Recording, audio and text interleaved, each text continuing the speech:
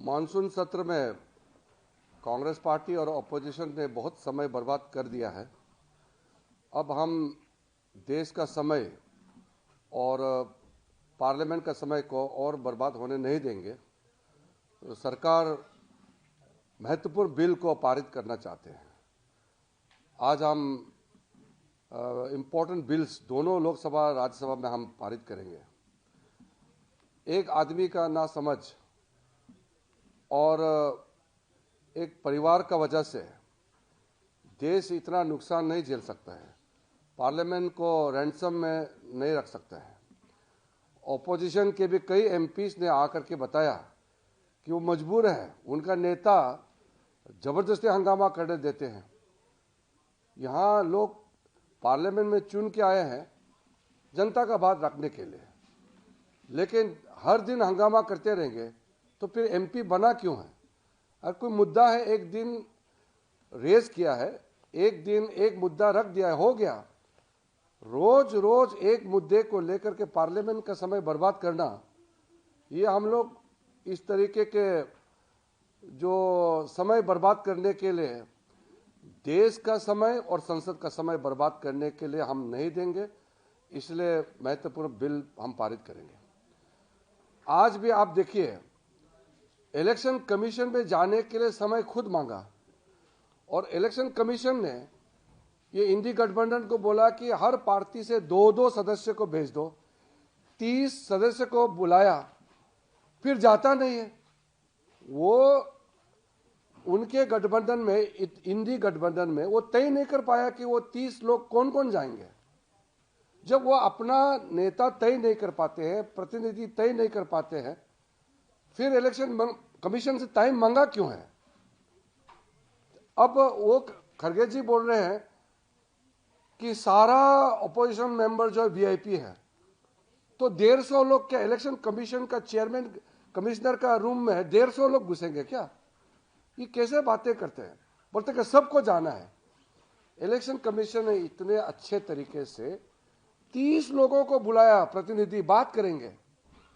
अब ये कांग्रेस वाले, ये इंडी गठबंधन को सुप्रीम कोर्ट में भरोसा नहीं है और कहते हैं कि सुप्रीम कोर्ट टिप्पणी नहीं कर सकते इनके ऊपर में।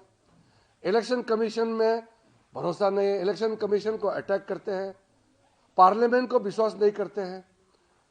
हमारा देश के जितना जो संवैधानिक संस्थाएं हैं उनको प्रहार करते हैं।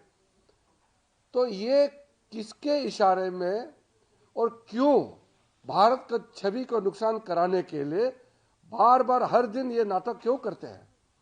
इसलिए देश ने हम लोगों को देश सेवा के लिए भेजा है, ना कि यहाँ हर दिन नाटक करने के लिए। हम लोग अपोजिशन को हम लास्ट फिर अपील करते हैं, हम बिल पारित करेंगे, आप चर्चा में हिस्सा लीजिए। कल को मत बोलिए कि उनको चर्चा में बोलने नहीं दिया, माइक बंद कर दिया।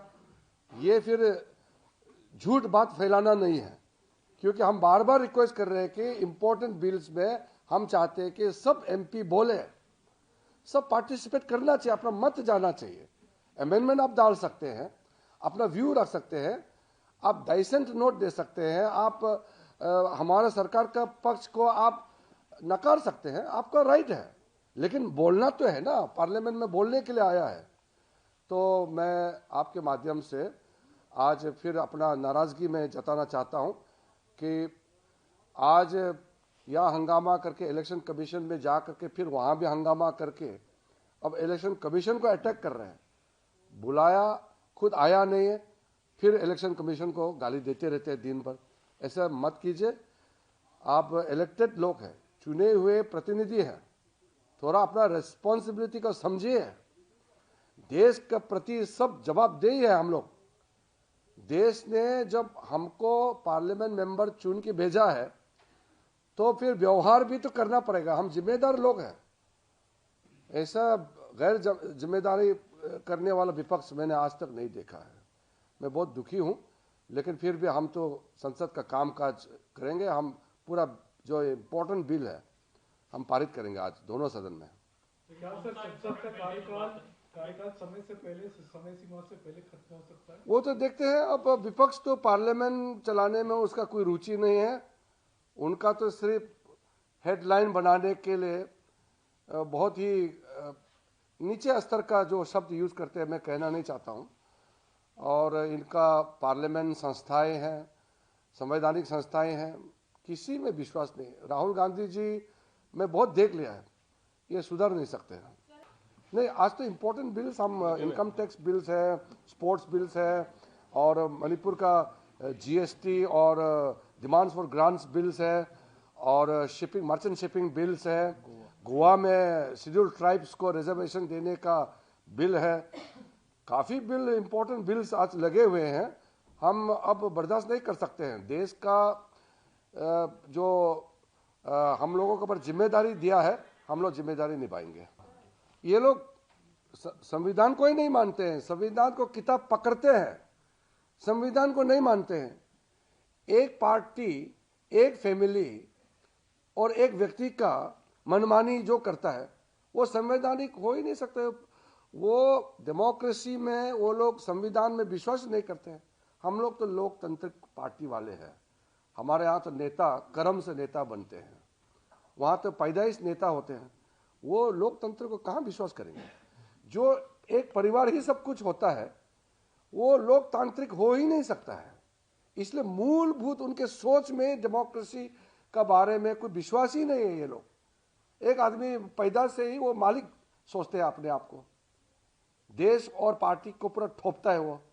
ऐसा कोई हो सकता है कि आप पार्लियामेंट्री डेमोक्रेसी में आपका बोलचाल, आपका काम, आपका ओवरऑल जो आपका विश्वसनीय जो आप प्राप्त कर सकते हैं, तभी आप नेता बनना चाहिए। पैदा होते ही वो नेता समझते हैं अपने आप को और देश का मालिक समझते हैं। वो कहाँ डेमोक्रेसी और कहाँ संस्थाएं को वो वैल्यू करेंगे? हम लोग चर्चा करेंगे, वो आए न आए हमारे लोग बोलेंगे। बिल्कुल, हमने कहा है कि इम्पोर्टेंट बिल्स सार्थक चर्चा होना चाहिए, लंबा बहस होना चाहिए। 2-2 दिन आप सोचिए, स्पोर्ट्स गवर्नेंस बिल और एंटी डोपिंग बिल के लिए 2 दिन लोकसभा में, 2 दिन राज्यसभा में हम लोग ने टाइम तय किया। फिर इनकम टैक्स अमेंडमेंट बिल और टैक्सेशन बिल को 2 दिन लोकसभा, 2 दिन राज्यसभा, इतना लंबा टाइम दिया है। टाइम तय कर चुके हैं बीएससी में, फिर भी आकर के हंगामा करते रहते हैं। हमारे लोग, एनडीए के लोग तो पूरा भरपूर हम लोग बोलेंगे, सारे एमपीज बोलेंगे, मंत्री जवाब देंगे। हम अपोजिशन वाला को रिक्वेस्ट करते हैं, आप भी अपना बात रख सकते हैं, आप चर्चा में भाग लीजिए, और चर्चा से भाग करके फिर बोलेंगे कि बोलने नहीं देते, ये मत कीजिए।